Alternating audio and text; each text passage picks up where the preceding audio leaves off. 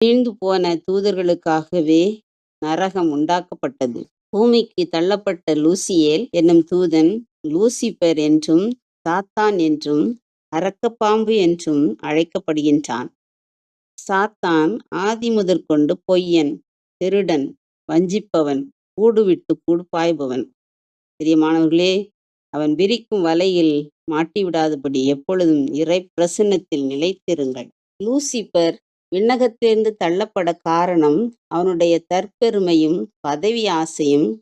ஆண்டவருக்கு பணிந்து நடக்க வேண்டிய தூதன் உன்னதருக்கு ஒப்பாக இருக்க ஆசைப்பட்டதால் விழுந்தான். கீழே விழுந்த சாத்தான் கடவுளுக்கு மிகவும் பிரியமான மக்களை வஞ்சித்து எரி நரகத்தில் விழ வைப்பதே அவனுடைய குறிக்கோளாக இருக்கிறது.